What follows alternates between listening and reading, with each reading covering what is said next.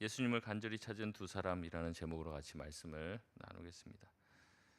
예수님은 이전에 갈릴리 바다를 건너서 거라사 지방에 이르러 거기서 이제 귀신을 내어 쫓고 그 귀신이 이제 돼지떼에 들어가 몰살당하는 일들이 있었습니다. 지역 사람들은 두려워하며 예수님 보고 떠나가 주시기를 간절히 바랬죠. 이 유대 지역에서의 상황과 다릅니다. 예수님께서 귀신을 쫓아내고 병을 고치니까 사람들이 예수님을 찾고자 예수님을 만나고 싶어서 몰려들었는데 거라사 지역에서는 예수님이 죽기를 한 일 때문에 오히려 쫓겨나는 일이 발생합니다. 예수님은 다시 갈릴리 바다를 건너 가버나움 지역으로 돌아오게 되십니다. 늘 그렇듯이 사람들은 예수님을 만나고 싶어 큰 무리가 몰려왔고 예수님은 바닷가에 서서 말씀을 전할 준비를 하고 계시죠. 이때 본문 22절에 한 사람이 등장하는데 그의 이름은 회당장 야이로입니다. 이 회당장이라는 말이 나오는데 아시는 분들도 있지만 동네마다 유대인의 이제 회당들이 있는데요. 보통 3명의 이제 관리인을 두게 됩니다. 그 중에서 제일 유력하고 또 돈이 많은 또 회당에 있는 여러 가지 쓸모들을 공급해 줄 수 있는 책임자로서 회당장이 세워지게 되는 것이죠. 그래서 보통 회장장은 그 지역의 유지고 지주인 경우가 많았습니다. 그런 의미에서 야이로는 어떤 사람이겠습니까? 굉장히 전통적인 유대인일 가능성이 많고 종교성이 굉장히 많으며 또 어떻게 보면 예수님의 사역의 대척점에 있는 바리새인과 또 서기관 또 많은 종교자들과 비슷한 분파일 가능성이 많죠. 그런 성향을 가지고 있는 사람일 가능성이 많습니다. 그런 회당장 야이로가 왜 예수님을 찾아와 예수님의 발 아래 엎드려 쓸까요? 큰 무리가 예수님을 기다렸지만 그 큰 무리는 다 큰 무리라는 말로 묘사가 됩니다. 그러나 야이로는 특별히 사연이 있는 것처럼 예수님을 찾고 찾다가 만난 사람처럼 보이죠. 야이로의 사연은 무슨 내용일까요? 우리 23절 말씀인데요. 같이 한번 읽겠습니다. 시작. 간곡히 구하여 이르되 내 어린 딸이 죽게 되어 싸우니 오셔서 그 위에 손을 얹으사 그로 구원을 받아 살게 하소서 하거늘. 아멘. 이 야이로의 요청은 매우 구체적입니다. 간절합니다. 예수님이 나의 요청대로 손을 얹어 주시기만 하면 자기 딸이 믿고 또 구원을 받게 될 것이라고 확신하게 됩니다. 오늘 본문 전체를 보면요, 두 가지 이야기가 나오고 두 가지 이야기가 교차적으로 등장을 하고 있는데 지금까지 읽은 이 야이로가 자기의 딸의 치유를 예수님께 부탁하고 요청하는 장면이 나오고 뒤에 혈루증 걸린 여인을 치유하시는 장면이 교차로 나옵니다. 예수님께서 그 회당장 야이로의 요청을 듣고 이제 길을 떠나시거든요. 길을 떠나시는데 이 사이에 혈루증 걸린 여인을 만나게 된 거예요. 그리고 다시 회당장 야이로의 딸로 가게 됩니다. 그 중간에 이제 삽입된 이야기처럼 들어가 있는 것이죠. 여러분 이것은 의도가 있는 것입니다. 여러 가지 이야기가 겹쳐져서 보이는 것처럼 보이지만 마가는 여러 가지 장치를 이용해서 사실은 이 이야기가 한 묶음이라는 것을 보여주죠. 그래서 내일까지 이 본문이 이어지게 됩니다. 공통점이 있는데요. 이 야이로의 딸은 중병에 걸려서 생의 마지막을 바라보고 있는 그런 상태입니다. 내일 본문에 보면 알겠지만 42절에 보면요. 이 딸의 나이가 몇 살이라고 얘기합니까? 12살이죠. 그러나 이 딸을 고치러 가다가 만나는 이 혈류증에 걸린 여인의 나이는 등장하지 않지만 이 여인이 혈류증에 걸려 고생한 연수가 나오는데 몇 년이에요? 12년이죠. 10이라는 숫자로 두 사건을 묶어줍니다.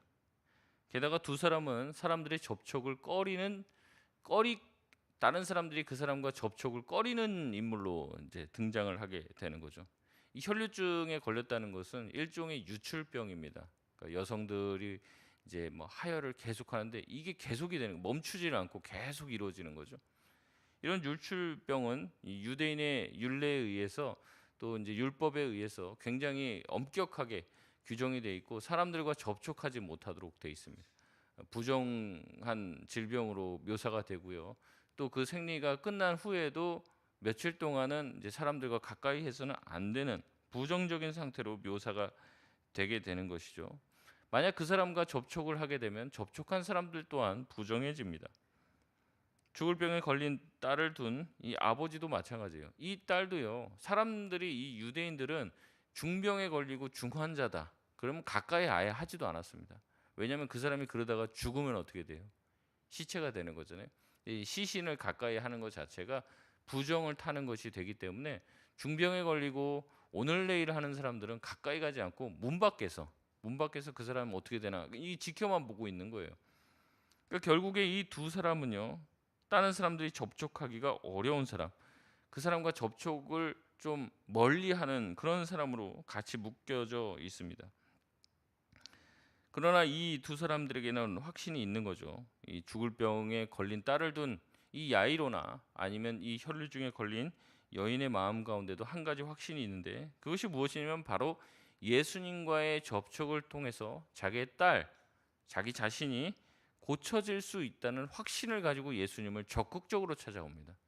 이 회당장 야이로 같은 경우도 마찬가지고 이 여인도 마찬가지고 자기가 가지고 있는 사회적인 규율을 뛰어넘는 행동을 해야 되는 거예요. 회당장이 예수님을 찾아왔다? 이건 굉장히 문제가 될 수 있는 상황입니다. 회당장이면 동네 지역에 있는 어떤 종교적인 책임자란 말이죠. 근데 이미 이제 분위기가 예수님이 자꾸 안식일을 범하는 모습이 나오고 뭔가 이 유대인들이 생각하는 그 정결 규례를 깨는 것처럼 보이기 때문에 이미 사람들은 이 종교 지도자는 예수님을 어떻게 죽일까 모의를 하고 난 이후입니다. 그러니까 종교 지도자들 사이에서 분위기가 험악한 거예요. 그리고 예루살렘에서는 이것을 알기 위해서 사람까지 파견을 했을 정도로 그 분위기가 심상치가 않은 겁니다. 근데 지역의 종교 책임자가 예수님 앞에 엎드린다. 이거는 굉장히 많은 사회적 부담감을 지금 안고 예수님 앞에 나간 거예요. 왜 그렇습니까? 자기 딸이 지금 오늘 내일 하는 그런 상황이 됐기, 급박한 상황이 됐기 때문에 이도 저도 돌아볼 수 있는 게 아니죠. 예수님한테 찾아올 수밖에 없는 거예요. 이 여인 또한 마찬가지입니다. 뒤에 나오면 이 여인에 대한 묘사가 상세하게 나오지만 이 혈루병으로 인해서 여러 의사를 만났지만 많은 의사를 만나서 많은 고생을 했고 가지고 있는 돈도 다 허비하고 남은 게 없는 거예요. 그래서 절박한 마음으로 예수님에게 나아가는데 이 예수님께 나아가는 것도 쉽지가 않습니다. 뒤에 가서 더 살펴보겠습니다. 그런데 그 둘이 가지고 있는 확신은 뭐냐면 그런 모든 사회적인 규약을 깨트리고도 예수님께 나아가야 되는 그 절박함, 그리고 예수님을 만나고 접촉하기만 하면 자기들이 구원받을 수 있다라고 하는 이 구원의 확신, 그들의 믿음이 그들을 구원하게 되는, 그들이 가지고 있는 어떤 사회적인 규례나 종교적인 규약에 얽매이지 않은 그 모습을 통해 결국에 믿음이 그들을 살렸다는 것을 같이 묶어서 보여주고 있다는 것이죠. 게다가 이들이 궁극적으로 바란 목적은 단순한 치료가 아닙니다. 오늘 성경 말씀에도 보면 그들이 바라는 것은 무엇이냐면 구원이에요. 23절에도 손을 얹으사 그로 구원을 받아 살게 하소서. 28절에도 옷에만 손을 대어도 구원을 받으리라 생각했다라고 말하고 있습니다. 오늘 본문을 더 자세히 살펴보길 바랍니다. 이 야이로의 간청을 듣고 24절에 예수님은 즉시 길을 나서죠. 이에 큰 무리가 따라갑니다. 이리저리 밀리는 모습이 나와요. 너무 많은 무리가 따랐죠. 이 이야기는 다음 이야기를 위한 준비가 됩니다. 25절에 큰 무리 가운데 새로운 인물이 등장하는데 12해를 혈류증으로 앓는 여인이죠. 야이로의 딸은 곧 죽을 상황이었지만 이 여인은 12년 동안 계속해서 죽어가고 있는 상황이었습니다. 혈류증은 아까 말씀드렸듯이 철저하게 사회에서 격리가 되는 질병이죠. 12해를 앓았다는 것을 보면요. 이 7년마다 안식년이고 쉼과 회복을 누리게 되는데 이 12년 동안 어떻게 보면 두 안식년을 지내는 동안 절대 안식하지 못하고 계속해서 고생만 하고 사회로부터 격리되는 인생을 산 것이에요. 26절에 그는 많은 의사를 만나 많은 괴로움을 받았고 가진 모든 것을 다 허비했지만 아무 효험도 없고 이 병증이 더욱더 중해졌다라고 말합니다. 의사들이 뭐 다 아는 게 아니더라고요. 얼마나 병원 가면은 뭐 답이 나오지 않고 또 결론이 나오지 않는 질병들이 많습니까? 우리 성도들 봐도 뭐 병원 가도 뭐 그냥 약 좀 주고 좀 견뎌보라고 치유가 되는 게 아니죠. 그냥 증상만 완화시키는 거죠. 견디게끔만 해주는 거예요.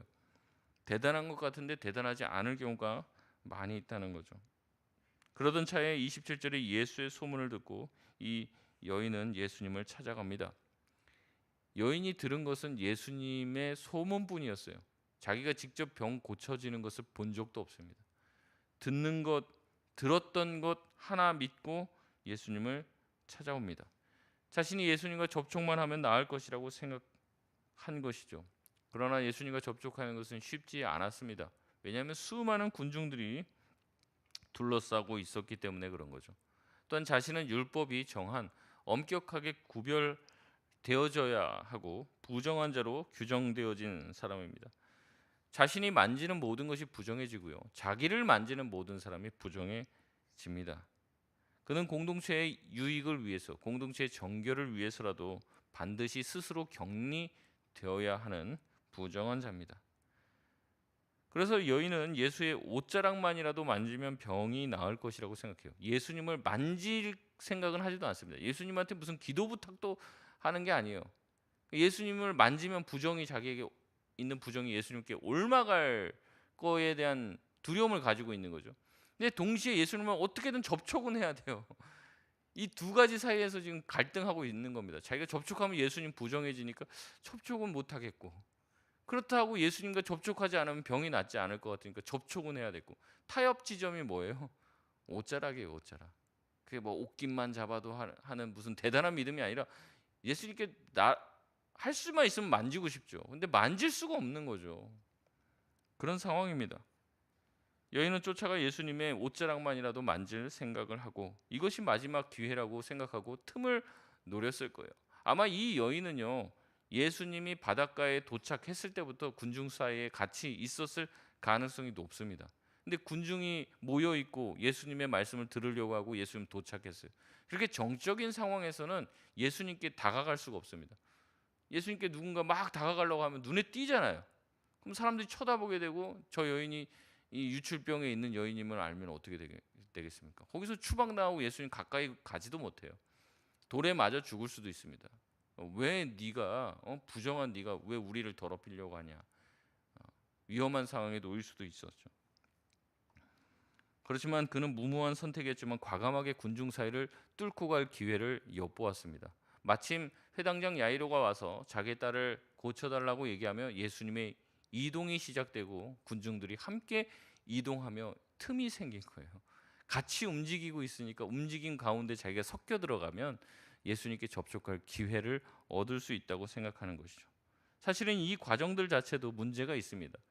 예수님께 다가가기 위해 수많은 사람과 자기는 접촉을 해야 됐고 그 사람들을 부정하게 만들 수밖에 없었습니다. 그럼에도 각오를 하는 거죠.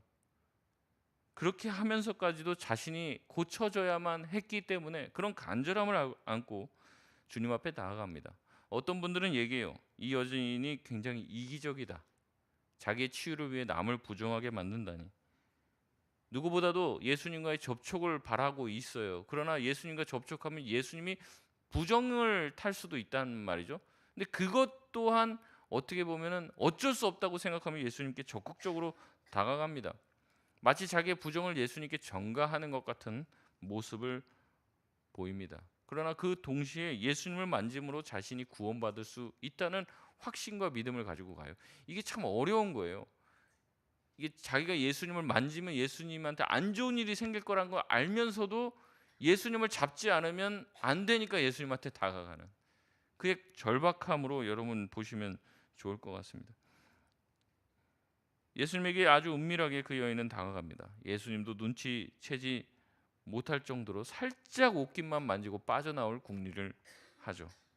결국 예수님의 뒤까지 이르러 옷에 손을 대었습니다. 29절에서 30절 말씀 우리 같이 한번 읽겠습니다. 시작. 이에 그의 혈루 근원이 곧 마름에 병이 나은 줄을 몸에 깨달으니라. 예수께서 그 능력이 자기에게서 나간 줄을 곧 스스로 아시고 무리 가운데서 돌이켜 말씀하시되 누가 내 옷에 손을 대었느냐 하시니. 아멘. 예수님의 옷자락을 만진 여인의 병은 즉시 나았습니다. 이제 이 여인은 조심스럽게 빠져나가기만 하면 되었어요. 믿었고 행동했고 그 믿은 대로 이루어졌습니다. 더할 나위가 없는 거죠. 자기가 생각했던 최상의 시나리오가 이루어진 거예요. 몰래 들어갔다가 만져서 고침받고 나오는 거. 이제 모든 게 다 완성이 됐죠. 그런데 갑자기 음성이 들립니다. 예수님이 벼락같이 말씀하시는 거죠. 누가 내 옷에 손을 대었느냐? 뭐 순간적으로 얼어붙었을 것 같아요. 아무도 모르는 줄 알았는데 예수님이 그렇게 얘기하는 거죠. 예수님은 주위를 막 둘러보십니다. 제자들이 얘기하죠. 뭐라고 얘기합니까? 아니, 이 사람들이 이렇게 많고 막 미는데 누가 예수님한테 손을 대었냐고 뭘 그렇게 물어보냐. 근데 예수님이 말씀하십니다. 누가 나한테 손을 대었느냐. 순간적으로 이 여자는 놀랐을 거예요. 등에서 식은땀이 흘렀을 겁니다. 예수님은 자신의 능력이 즉시 자기에게 나가신 것을 아셨다고 얘기하시죠. 혈류증에 걸린 여인의 접촉으로 오히려 예수님이 부정해져야 되는데 예수님의 능력이 나아가 오히려 그 여자의 부정을 고쳐주고 정결하게 하고 치유가 일어나게 됩니다. 이는 마치 마가복음 1장에서 나병 환자가 예수님에게 다가왔을 때 예수님은 멀찌감치 떨어져서 고쳐질지어다 하지 않았다고 말씀드렸죠. 어떻게 하셨습니까? 손을 내밀어 그에게 대시며. 이 마가복음은요 굉장히 짧은 복음서입니다. 그래서 생략이 많아요. 근데 오늘 이 여인의 지금 상황, 뭐 여러 지금 의사를 만나고 고초를 겪었고 또 자기의 모든 재물을 다 허비하고 고통만 늘었다, 병이 더 중해졌다, 이런 상세히 묘사를 할 일이 없습니다. 근데 이렇게 묘사를 많이 하는 이유, 또 특별히 나병 환자에 대해서도 손을 대시고 고치셨다 뭐 이렇게 하는 게 아니라 손을 뻗어 그에게 대시며 말씀하시는, 이런 이제 구체적인 모습을 묘사하는 게 다 의미가 있는 것이죠. 예수님의 터치는 모든 부정을 몰아내는 터치가 됩니다. 예수님의 터치는 거룩한 터치가 되는 거예요. 인간의 정결은 항상 한계가 있습니다. 인간의 정결은요 부정한 것을 피해 다녀야 돼요. 부정한 것이 접촉되면 부정에 옮지 자신의 정결을 부정한 것을 씻겨내는 정결이 되지 못합니다. 그러나 예수님은 다르죠. 예수님이 만지시는 모든 것이 거룩해지고 정결해집니다. 모든 부정이 물러가고 정결과 구원의 은혜, 치유의 은혜가 회복되는 것이 예수님의 터치가 되는 것이죠. 제들은 예수님의 말씀을 이해하지 못해 31절에 사람이 이렇게 많은데 왜 그런 소리를 하시냐, 이상하다 얘기하는 거죠. 32절에 예수님은 둘러보시며 자기를 만진 이 여인을 찾습니다. 이 여인은 놀라죠. 두려워합니다. 33절에 두려워하며 엎드렸다고 얘기하는 거죠. 사실은 이게 바로 이 여인이 생각했던 최악의 시나리오예요. 자기가 예수님을 만졌다는 것을 예수님이 알고 사람들이 웅성웅성거리면서 자기의 정체가 드러나고 그래서 사람들에게 면박을 당하고 쫓겨나고 고침받지도 못하는 게 최악의 시나리오인데 이게 이제 펼쳐지기 시작한 거예요. 자기의 생각대로 모든 것이 다 돌아간다고 생각했는데 그것이 아니죠. 이 여인은 예수님의 발 앞에 엎드립니다. 야이로의 모습과 똑같죠. 자기가 절박해지니까 모든 체면, 모든 계획, 모든 생각 이거 다 필요 없는 겁니다. 사람들이 뭐라고 하든 아무 문제가 안 되는 거죠. 자기의 지금 문제가 너무 급한 거예요. 이 여인은 예수님께 자초지종을 털어놓기 시작합니다. 예수님은 이 여인에게 말씀하시죠. 34절 말씀입니다. 우리 34절 같이 한번 읽겠습니다. 시작. 예수께서 이르시되 딸아 내 믿음이 너를 구원하였으니 평안히 가라. 내 병에서 놓여 건강할지어다. 아멘.